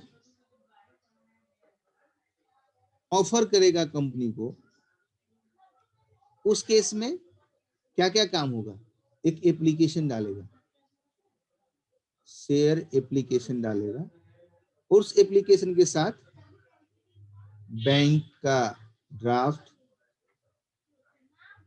या चेक, नेपाल के केस में क्या है ना, नेपाल के केस में ना बैंक ड्राफ्ट ना चेक, बल्कि क्या है बताओ, आपने डीमैट अकाउंट खोला हुआ है, डीमैट अकाउंट से एक बैंक खाता को लिंक कर दिया है, और उस केस में क्या बोलते हैं आप, अपने बैंक के खाता को लिंक कर देते हो और उसके एक कोड के थ्रू उतने अमाउंट को हुक कर देते हो, होल्ड करवा देते हो। और बोलते हो कि भाई अगर शेयर अलॉटमेंट हुआ तो मेरे बैंक से पैसा ऑटोमेटिक कट जाए, तो ऑटो ट्रांसफर भी इसको हम लोग बोलते हैं, ऑटो इंस्ट्रक्शन के थ्रू हम लोग अमाउंट को होल्ड कर देते हैं। तो देखा जाए तो बैंक चेक के थ्रू या कैश के थ्रू एप्लीकेशन के साथ साथ पैसा कंपनी में आ रहा है, while share apply by general public. General public जब कंपनी में एप्लीकेशन डालता है, उस एप्लीकेशन के साथ पैसे भी भेजता है। अब जहां फंड, जहां मनी, जहां फाइनेंस इन्वॉल्व हुआ, अकाउंटिंग तो करना पड़ेगा। अकाउंटेंट का आंख कान नाक सब खड़ा हो जाता है जैसे पैसा देखता है या पैसा का लेन देन देखता है। तो इसलिए बोला जब आम जनता शेयर के लिए एप्लीकेशन डालता है तो उस केस में कैसे अकाउंटिंग एंट्री पास करेगा, कौन कौन सा जर्नल एंट्री पास करेगा। General entries in the books of company. तो कंपनी के बुक्स में क्या जर्नल एंट्री पास किया जाए अगर ऐसा सिचुएशन हो जहां आम जनता ने एप्लीकेशन के साथ पैसे भी भेजे। तो क्या करता है, ये एक एप्लीकेशन का जो पैसा आया अगर हम उसको अलॉट नहीं करेंगे जब तक, तब तक तो मेरे लिए एक लायबिलिटी है ना। मैं किसी से पैसा लेता हूं और वो पैसा मुझे वापस भी करना पड़ सकता है, तो मेरे लिए वो लायबिलिटी के रूप में होता है कि नहीं। जब किसी से पैसा मिलता है तो क्या एंट्री क्या पास करते हो। राम ने आपको पैसे दिए तो आप क्या एंट्री पास करते हो, cash to Ram. Cash to Ram करते हो ना। सेम चीज यहाँ पे भी करेंगे, बैंक और cash account debit to Ram. अब बताओ यहाँ पे तो हजारों लोगों ने भेजा है एप्लीकेशन, एक ही आदमी ने तो नहीं दिया है ना, हजारों आदमी ने दिया है। अब क्या सबका नाम लिखना संभव है। हम क्या करते हैं, जिसने दिया उसका एक सेपरेट रजिस्टर बनाते हैं और ऑनलाइन प्लेटफॉर्म से पता चल जाता है किसने दिया है, सीरियल नंबर, नेम, उसका डीमैट खाता, दुनिया जो भी एक डिटेल होता है वो अलग से एक डिपोजिटरी जो होता है उसका, उसको हम लोग वो जिम्मेदारी दे देते हैं। तो तुम क्या करो, किस किसने पैसे लगाया उस सब का डिटेल सब तुम मेंटेन करो। तो एक सेपरेट रजिस्टर में कहीं ना कहीं राम ने, श्याम ने, हरि ने, मोहन ने, किस किसने दिया उस सभी का नाम यहाँ पे मेंटेन होता है। और इन सभी को इंडिकेट करने के लिए, इस सभी व्यक्ति को इंडिकेट करने के लिए एक कॉमन टर्म हम यूज कर देते हैं और बोलते हैं क्या है, ये शेयर एप्लीकेशन के तहत आया, इसलिए इसका नाम दिया शेयर एप्लीकेशन। क्यों शेयर एप्लीकेशन, डायरेक्टली इसको सीधा शेयर कैपिटल में क्यों नहीं ट्रांसफर की, क्योंकि अभी तक अलॉटमेंट तो हुआ नहीं है ना, अभी तो एप्लीकेशन ही आया है। और ये एप्लीकेशन जो आया है उसके बेसिस पे हम देखेंगे अंडर सब्सक्रिप्शन है, ओवर सब्सक्रिप्शन है, किस तरह का सब्सक्रिप्शन है, हमको पूरे पैसा रखना है, कुछ पैसे वापस करना है, वी डोंट नो, राइट। मानो मैं ओवर सब्सक्रिप्शन का सिचुएशन लेके चलता हूँ, मैंने 5 crore share at the rate of 100 each के हिसाब से पब्लिक इशू किया था, लेकिन टोटल एप्लीकेशन 10 करोड़ शेयर का आ गया था। हमारे पास पैसे तो यहाँ 10 करोड़ इंटू 100 कहीं ना कहीं 1000 करोड़ का पैसे आ गया हमारे पास। तो 1000 करोड़ अमाउंट मेरे पास रिसीव हुआ है। अब मैं क्या करूंगा, इसी शेयर एप्लीकेशन में से पूरे 1000 करोड़ तो मैं रख नहीं सकता ना, कुछ पैसे मुझे वापस करने पड़ेंगे, क्योंकि जो एक्सेस आया वो पैसे तो प्रोस्पेक्टस के अमाउंट से ज्यादा तो नहीं रख सकते। तो जितना एक्सेस पैसा है वो एक्सेस पैसे को मैंने वापस कर दिया। 500 करोड़ आया था एक्सेस, 500 करोड़ वापस कर दिया। और बाकी जो 1000 करोड़ में से रिमेनिंग 500 करोड़ जो कि मैंने जिसके लिए पब्लिक इशू किया था, वो अब जाके मेरे कैपिटल अकाउंट में ट्रांसफर, शेयर कैपिटल अकाउंट। इसी टाइम पे इसको हम शेयर कैपिटल में नहीं लिख सकते, यहीं पे हम शेयर कैपिटल में नहीं लिख सकते, क्योंकि अभी ये हो सकता है एप्लीकेशन मुझको आया है 1 जनवरी को, उसके बाद सारा एप्लीकेशन आ जाने के बाद हम 5 जनवरी को जाके उसको शेयर अलॉट कर रहे हैं। तो ये तो पैसा आने वाला समय पे तो पता नहीं है ना किसको कितना शेयर मिलेगा, और पूरे अमाउंट वो कैपिटल में भी नहीं जाएगा। इसलिए हम जिस दिन अलॉट करते, on the date of allotment,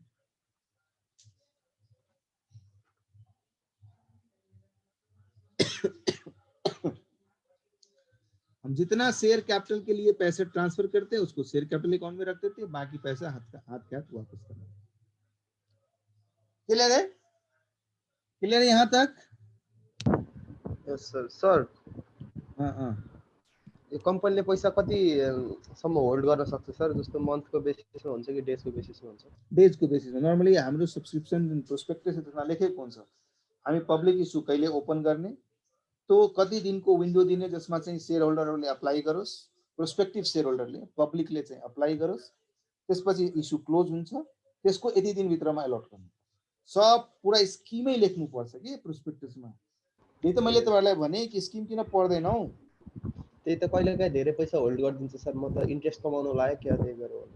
होइन त्यो कहीँ न कहीँ प्रोस्पेक्टसमा लेख्या हुन्छ। धेरै जटिल आयो एकदम, स्किम एकदम जटिल बनाएको छ कि 1 देखि 100 सेयरसम्म अप्लाई गर्नेलाई 100% अलट गरिदिने, 100 देखि 500 सेयर अप्लाई गर्नेलाई 70% अलट गरिदिने। अब त्यो स्किमहरू यदि जटिल भयो भने क्यालकुलेसनहरूमा टाइम लाग्न सक्छ। अदरवाइज कति दिन राख्ने नराख्ने भन्ने कुरा पनि छुट्या हुन्छ। अब मानौ है कम्पनीले 500 करोड रुपियाँ चाहिए थियो। किन चाहिए थियो? बिजनेसको लागि चाहिए थियो। एउटा मानौ एउटा फ्याक्ट्री सेटअप गर्नु छ, ठुलो एउटा फ्याक्ट्री सेटअप गर्नु छ हैन, एकदम हाई क्यापेसिटीको अक्सिजन प्लान्ट लगाउनु छ। किनभने नेपालमा अक्सिजनको राम्रो प्लान्ट छैन, त्यसले गर्दाखेरि भोलिको दिनमा नेचुरल क्यालामिटीहरूको लागि, यस्तै महामारीहरूको लागि गाह्रो भयो। फ्याक्ट्री सेटअप गर्नु छ, 500 करोडको फ्याक्ट्री लगाउनु छ। तर भन्नुस् त मैले 500 करोड पब्लिकसँग लिइसकेपछि आउने बित्तिकै सबै पैसा युज भइहाल्छ त? सबै पैसा युज हुन्छ कि हुँदैन? लगत्तै हुँदैन। फ्याक्ट्री सेटअप गर्न त मानौ वर्षौं लाग्छ नि। यस सर। सेटअप गरे फर्स्ट मन्थ सेकेन्ड मन्थ वर्षौं लाग्छ। म पब्लिकसँग पैसा आजै लिइहालेँ, जबकि यसको युटिलाइजेसन मैले आउने 1 वर्षमा गर्नुस्। लजिकल पनि भएन यो कुरा हैन। त्यसले गर्दाखेरि यही 100 रुपैयाँ 5 crore share at the rate of 100 each को जुन स्किम बनाएको थियो, यही 100 रुपैयाँलाई थाहा छ पुरै 100 रुपीजको हामीलाई जरुरी पर्दैन।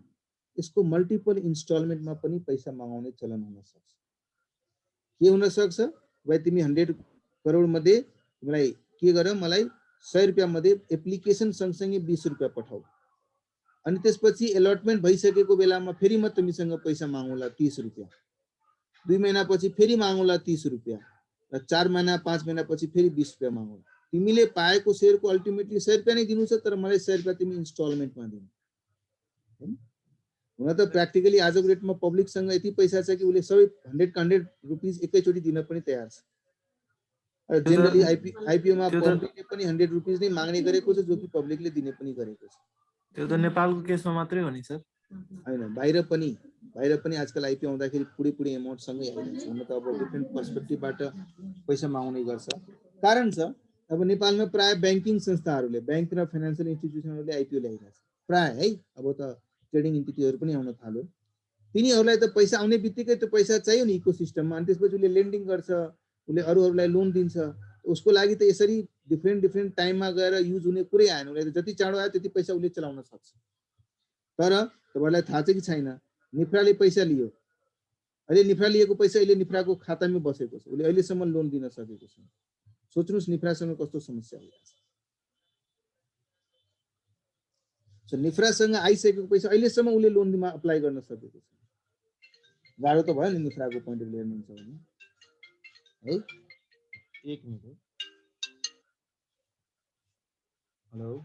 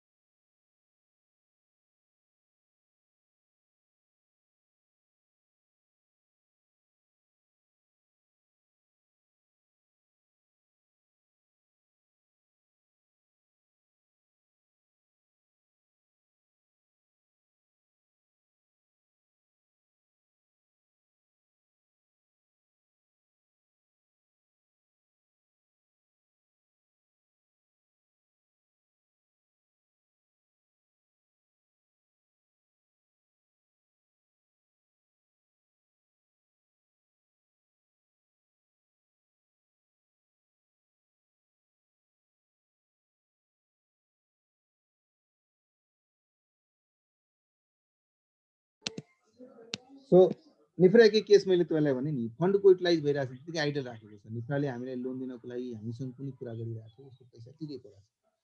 मानौ यो त ब्याङ्किङको कुरा भयो, त्यसैले तपाईँले हेरिनु भएको छ। तर ब्याङ्क बाहेकका संस्थाहरूको कुरा भयो भने मानौ कुनै सिमेन्ट कम्पनी छ, र सिमेन्ट कम्पनीले चाहिँ अर्को एउटा प्लान्ट लगाउनु पर्ने छ, अर्को प्लान्ट लगाउनु पर्ने छ भने त्यो प्लान्ट एकैचोटि आज पैसा लियो भोलि नै प्लान्ट त तयार हुँदैन नि, फ्याक्ट्री त तयार हुँदैन, लाग्छ लाइक 6 महिना 1 वर्ष लाग्छ। त पब्लिकसँग किन एकैचोटि पैसा अहिले लिहाल्ने? हो लियो भने उसले कहीँ न कहीँ जस्टिफाई गर्नु पर्यो, म पैसा लिन्छु, त्यो पैसालाई म एफडी मा हालिदिन्छु, एफडीबाट के ब्याज आउँछ, त्यो ब्याज आएपछि बिस्तारै बिस्तारै ब्याज आउँदै गर्छ, त्यसपछि बिस्तारै खर्च हुँदै जान्छ। कमसेकम मलाई यहाँ मानौ 500 करोडको प्रोजेक्ट छ भने त्यो 6 महिनामा मैले 10 करोड ब्याज पनि कमाउन सक्छु। म 510 करोड भइहाल्छ नि 510 करोड म फ्याक्ट्रीमा लगाउन सक्छु। किनकि पर्पस त हुनु पर्यो नि पैसा चाँडैमा आउनको लागि। त एउटा त पर्पस र यो इन्स्टलमेन्ट र पार्शियल प्रोपोर्सनेटली टाइममा हुने युजको कारणले मान्छेले एकैचोटि पैसा नमगाएर इन्स्टलमेन्टमा पैसा माग्ने भयो। र यो कुरा हिस्टोरिकली पनि हेर्नुहुन्छ भने पहिला फेरि सबैसँग यति लिक्विड फन्ड हुन्थेन, लिमिटेड पैसा हुन्थ्यो। मलाई इच्छा त छ पैसा लगाउने 100 रुपैयाँ, 100 रुपैयाँको शेयर लिने मलाई इच्छा त छ, तर मसँग मेरो पकेटमा 100 रुपैयाँ छैन।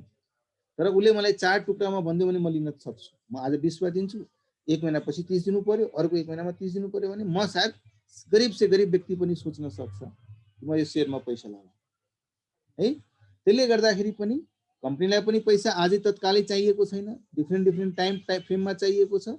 इभन आम जनताले पनि टाइममा स्मल इन्स्टलमेन्टमा दिनु पर्यो भने सक्षम हुन्छ भनेर यही कुरालाई डिफ्रेन्ट पार्टमा बाँडिदिएको हुन्छ।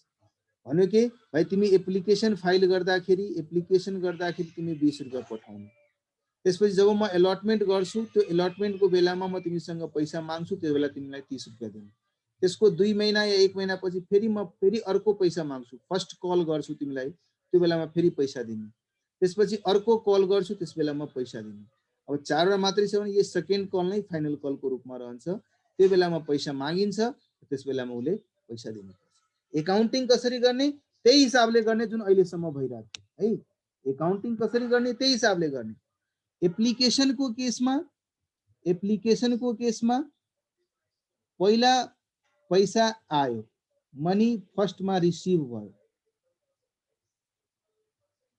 त्यसपछि देन क्यापिटलाइज गर्यो उसले। किन? बिकज पब्लिकले पहिला एप्लिकेसनको थ्रु पैसा पठाएको छ, अनि पठाएको पैसालाई पहिला मैले रिसिभ गर्छु, त्यसपछि त्यसलाई क्यापिटलाइज गर्छु। त्यसैले मैले इन्ट्री के गरेको याद गर्नुहोस्, bank account debit to share application account, ये इन्ट्री गरेका थियौँ। यो वाला केसमा पहिला चाहिँ पैसा आयो फर्स्ट सेकेन्ड, अनि त्यसपछि यो शेयर एप्लिकेसनमा नि मानौ अहिलेको लागि एक्सेस आएको छैन, जति मगाएको थियो पब्लिकबाट त्यतिकै पैसा आछ भने शेयर एप्लिकेसनलाई डेबिट गरेर अनि त्यसलाई क्यापिटलाइज गरिदियो। अब यसलाई क्यापिटलमा ट्रान्सफर गर्यो, यो काम गर्यो। तर यो गर्ने बेलामा हामीले के गरिरहेका हुन्छौँ, शेयरलाई अलट गरिरहेका हुन्छौँ। अलट गर्दाखेरि मात्रै अहिलेसम्म त मैले यो 20 रुपैयाँ मात्रै मगाएको थिएँ एप्लिकेसनमा, तर अलटमेन्ट गरेपछि मैले पब्लिकलाई के भने, हेर यो शेयर तिमीलाई अलट भयो, अब तिमी 10 दिनभित्र 15 दिनभित्र 1 महिनाभित्रमा अर्को 30 रुपैयाँ देऊ।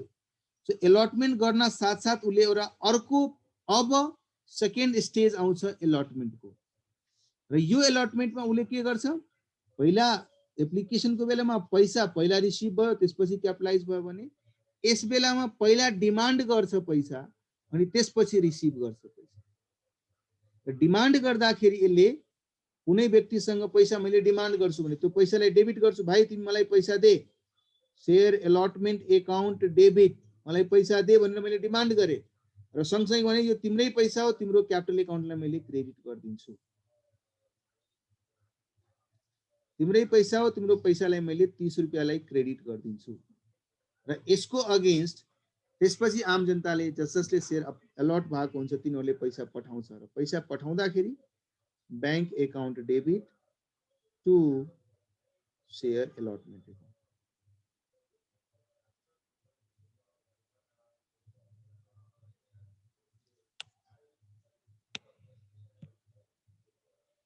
₹30 ₹30।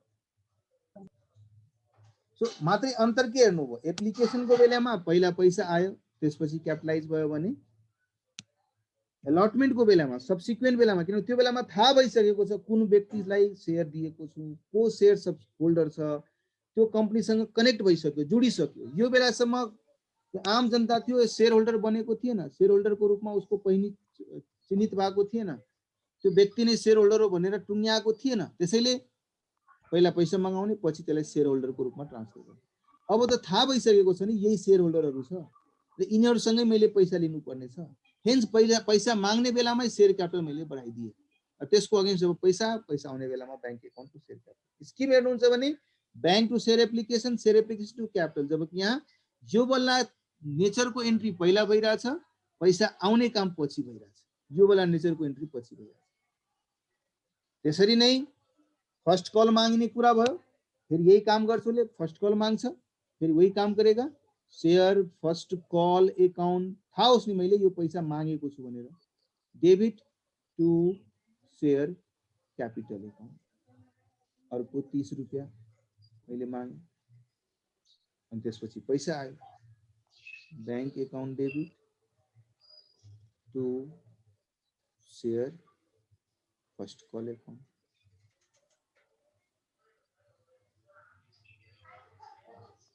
त्यस्तै 2 महिनापछि फेरि सेकेन्ड कल मागिन्छ, त्यही काम गर्छ, शेयर सेकेंड कॉल अकाउंट।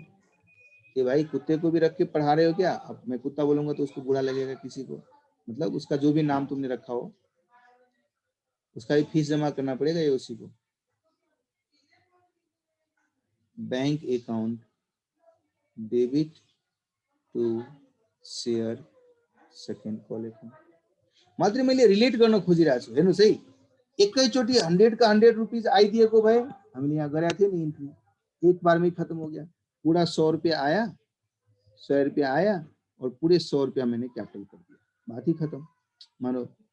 मानो ये वाला स्कीम नहीं है, पूरा है तो एक बार में ही पूरा चीज खत्म हो गया। लेकिन 100 को मैंने 4 टुकड़े कर दिए तो ये दो एंट्री जो है ना पेयर के रूप में 4 बार करना पड़ेगा, 4 टाइम्स करना पड़ेगा। मात्र अंतर क्या है, फर्स्ट पेयर में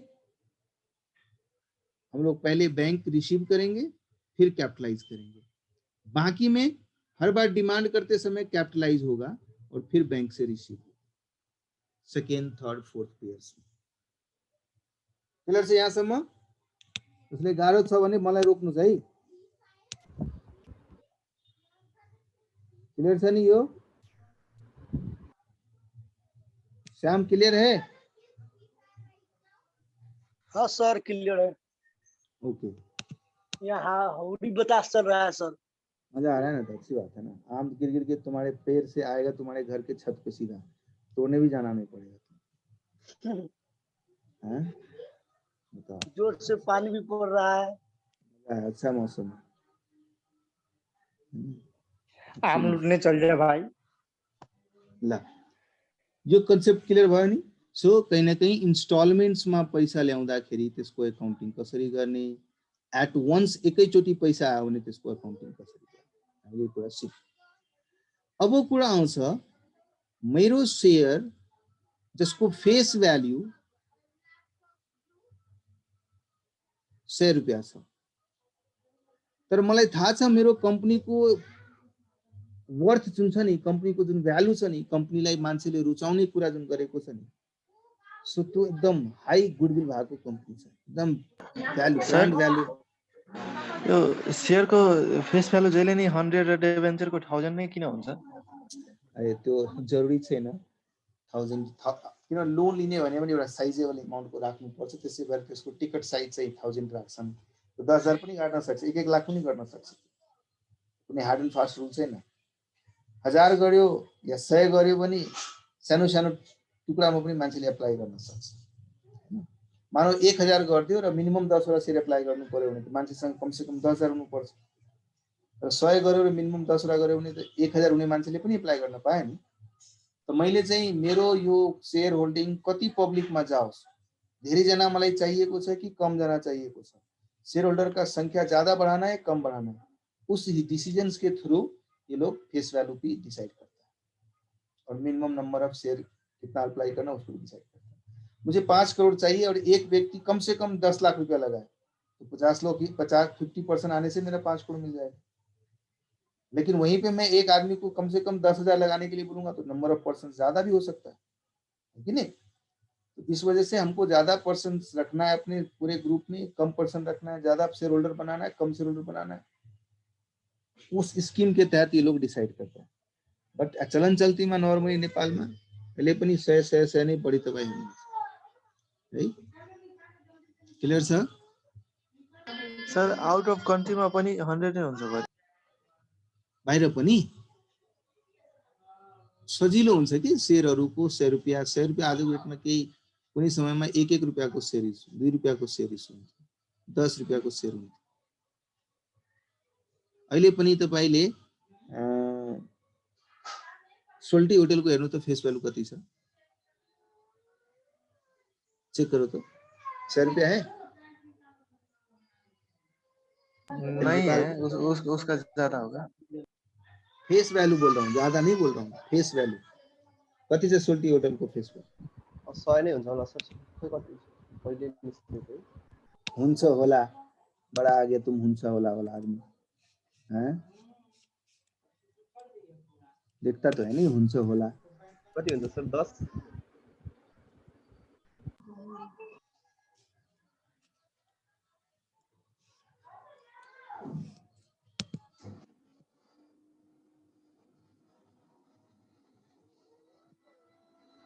सोल्टी को सिंबल कैसा?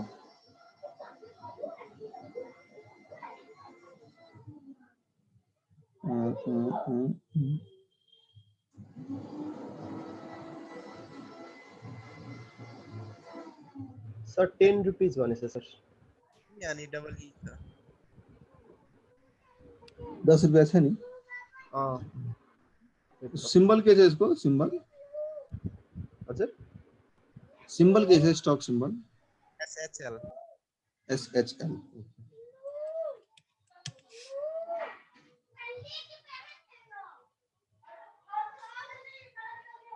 लोगों के लिए क्या क्या करना पड़ता है मुझे बताओ। देखो नेप्से की साइट पे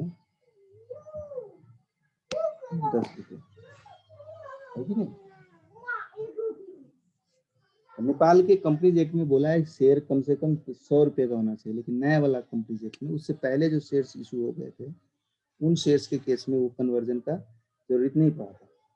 और जितना भी आपका ये बैंकर वगैरह का जितना भी IPO आया है ये सब बाद में आया, और वैसे मोर फ्रेंडली 100 रुपया होता है, मोर फ्रेंडली। लेकिन शेयर को स्प्लिट कर सकते हो, शेयर को कंसोलिडेट कर सकते हो, बहुत ज्यादा शेयर होगा तो उस केस में स्प्लिटिंग कर सकते हैं।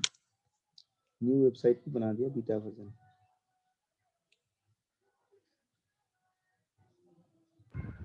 बटलर्स को कति थियो सर? बटलर्स को नेपाल अब वो मैं तुमको बोटलर्स का लिखूं, क्या है क्या है बोटलर्स का कोड? चलो तुम लोग करना है, छोड़ो यार, इसमें तुम मुझे एंगेज मत करो। हाँ, अब क्या होता है कि जैसे कोई कंपनी का शेयर का फेस वैल्यू 100 रुपया है, लेकिन हो सकता है आम जनता में ज्यादा क्रेज हो कि 100 रुपये के शेयर के लिए हम उसको बोलेंगे। होता क्या नॉर्मली, हमको टोटल चाहिए कंपनी में 5 करोड़ पैसे, अमाउंट चाहिए 5 करोड़। अब पर शेयर 100 रुपया का अगर हम लोग फेस वैल्यू मेंटेन करते हैं और आम जनता को बोलते हैं कि तुमको एक शेयर लेना है तो 100 रुपया अप्लाई करो, तो total number of shares 5 lakh मुझे इशू करना पड़ेगा, ठीक है ना? 5 लाख शेयर इशू करना पड़ेगा। लेकिन मेरा शेयर का मार्केट में डिमांड है बहुत ज्यादा, और ये 100 रुपये फेस वैल्यू शेयर को हम उसको बोलेंगे तुम 125 रुपये में अप्लाई करो, तब भी शेयर्स हमारा अप्लाई करने के लिए आ जाए शेयर होल्डर, तब भी वो शेयर होल्डर जो प्रोस्पेक्टिव जनरल पब्लिक है, क्योंकि कंपनी का वर्थ, कंपनी का डिमांड, कंपनी का रेपुटेशन, ब्रांड वैल्यू इतना ज्यादा है कि 100 रुपया फेस वैल्यू वाला शेयर भी वो 125 रुपये में लेने को तैयार है, प्रीमियम में लेने को तैयार है। कहते हैं ना, जैसे कभी कभी बने हम लोग ब्लैक में मिल जाएगा भाई, एक पर्टिकुलर मेडिसिन है ना, रेमडेसिविर, वो वैसे दाम तो उसका 3000 रुपया है या 4000 रुपया है, लेकिन ब्लैक में 40,000 रुपये मिलता है। क्यों? जब जरूरत पड़ता है तो खांचों में आदमी क्या करता है, ब्लैक में भी लेने को तैयार हो जाता है। ऐसे ही वो तो गलत है ये चीज, लेकिन कंपनी के केस में कंपनी का वर्थ सच में देखा जाए तो बहुत ज्यादा है, लेकिन उसने अपने शेयर का फेस वैल्यू 100 रुपया ही रखा है, लेकिन पब्लिक क्या करेगा, इस 100 रुपये की चीज को 125 में भी लेने को तैयार है। तो मार्केट उस तरीके से वैल्यू अगर आपको दे रहा है तब उस वैल्यू को लेने के लिए तो पीछे नहीं रहोगे। उसको टोटल में 5 करोड़ ही चाहिए पैसा, तो क्या करता है 100 रुपया फेस वैल्यू का शेयर को 125 रुपए के रेट पे इशू करता है। ये करने से इसको क्या हुआ, नंबर ऑफ शेयर सिर्फ 4 लाख शेयर इशू करने से उसको 5 करोड़ रुपए मिल जाएगा। तो number of share com issue करना पड़ा। हुआ क्या, लेकिन 100 रुपया फेस वैल्यू के चीज को हम 125 रुपए के रेट पे इशू किए, तो मुझे पब्लिक से पैसा कितना मिला, 125 रुपया मिला। लेकिन इस 125 रुपये में 100 रुपया कैपिटल के अगेंस्ट मिला, मुझे शेयर कैपिटल के अगेंस्ट मिला, और दूसरा 25 रुपया कहीं ना कहीं मुझे एडिशनल मिला है, उसको हम लोग सिक्योरिटी प्रीमियम के रूप में कंसीडर करते हैं। और ये सिक्योरिटी प्रीमियम को बाद में फ्यूचर में कब यूज करना, कैसे यूज करना, वो इसके लिए कंपनीज एक्ट के अंदर प्रोविजन लिखा हुआ है कि ये प्रीमियम में जो पैसा आप रिसीव करते हो, इस वाले पैसे को कल के डेट में आप कैसे यूज करोगे, इसका क्या क्या एप्लीकेशन होगा, कहाँ कहाँ इस चीज को यूटिलाइज कर सकते हो, उसके लिए भी रिस्ट्रिक्टेड यूसेज दिया हुआ है कंपनीज एक्ट के अंदर। हम लोग वो बाद में डिस्कस कर लेंगे। अभी आपको ये समझना है, अगर कंपनी का शेयर का वैल्यू से ज्यादा अमाउंट में अगर शेयर को इशू करते हैं, उस सर्कमस्टांसेस को कैसे अकाउंट फॉर करेंगे। सो अब हम लोग इसी कंसेप्ट को एक्सटेंड करते हुए ब्रेक के बाद डिस्कस करेंगे, जिसमें शेयर का फेस वैल्यू और शेयर का इशू प्राइस, फेस वैल्यू और issue price. Issue price screen share भएन सर। है, कौन बोल रहा नहीं शेयर हुआ, और इतना लेट क्यों बोला भाई? कन्फर्म गरिरहेको छु सर।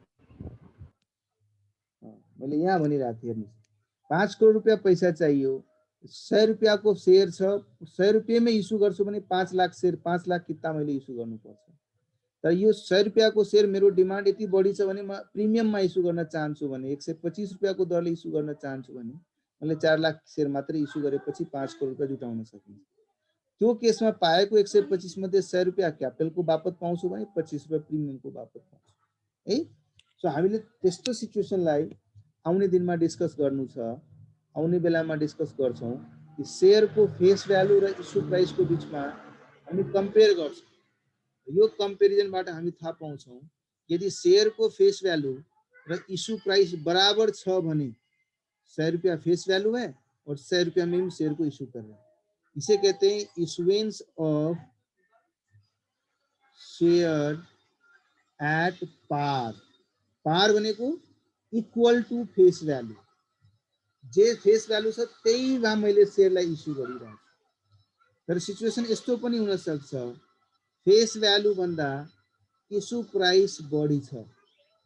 जस्तै 100 रुपयाको फेस वैल्यू छ, म 105 मा इशू गरे, 5 रुपया त म बढी लिइरहेको छु नि यहाँ।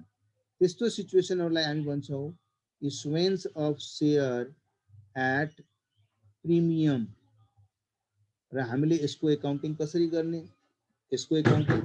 त्यो हामीले ब्रेक के बाद डिस्कस करेंगे।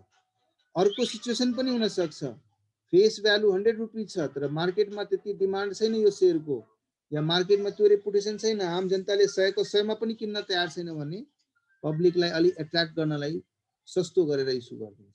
So face value is more than issue price, त्यस्तो केसलाई इशुएन्स अफ शेयर्स एट डिस्काउन्ट को सिचुएसनलाई हामीले।